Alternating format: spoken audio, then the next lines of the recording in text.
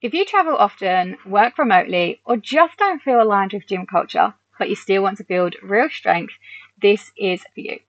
One of the biggest myths in fitness is that travel ruins progress. It doesn't. Lack of structure ruins progress. You don't need a gym, you need progression.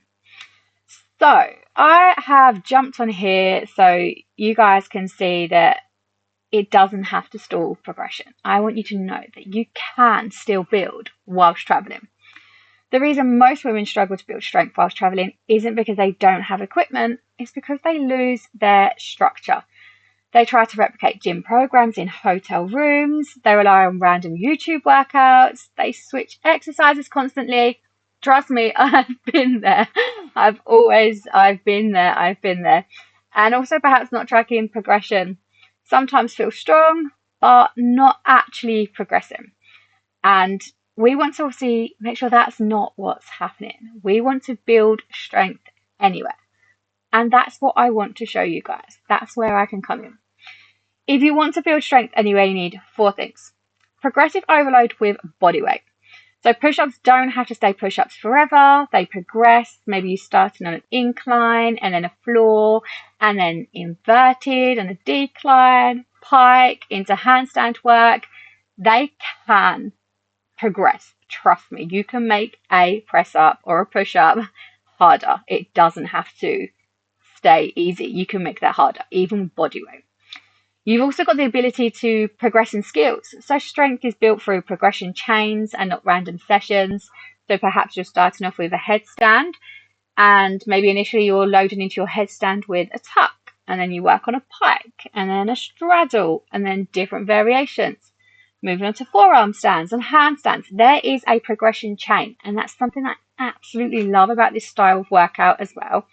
When I was training in the gym, I didn't feel like there was a chain. There was nothing new to chase other than, oh, can I lift heavier today than I did yesterday? You also can build core strength. If your core isn't strong, everything else stalls. And let's face it, the core is called the core for the reason. It's the building blocks of what's holding us together. And if we don't have a strong core, then we're just going to collapse. And we can really build that under body weight tension. Also, pairing mobility with their strength training as well. You'll see a lot of gym goers not focusing on that. And arguably, it's more important than your strength.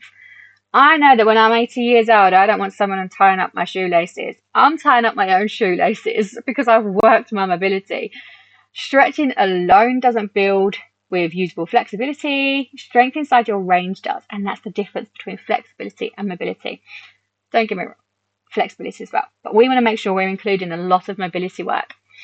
So I have learned the hard way.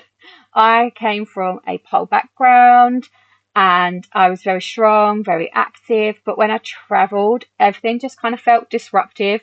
You'll see multiple pictures of me trying to pole on trees and lampposts and stuff. It's just because I was craving to do something. The gym didn't align.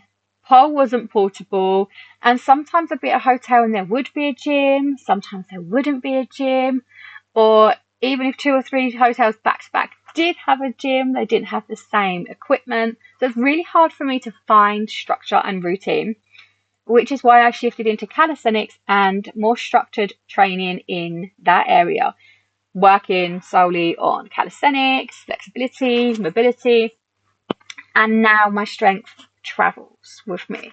It's built on progression, it's not built on location, and I know that no matter where I am, I can still train the way I want to train, and I'm not just maintaining my strength as well, I'm still building my strength.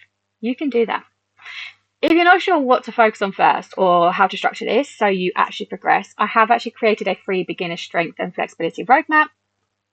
It lays out the foundations in the correct order and includes a 30-day tracker so you can build consistency wherever you are. I will drop that in the comments below. It's just really simple for you to kind of see where to start, because some people coming into calisthenics might be like, why? Where do I even begin? So if this is something that you think aligns with you and your lifestyle, I'm going to link on as well my origin story, so a bit more about me and how I got started here.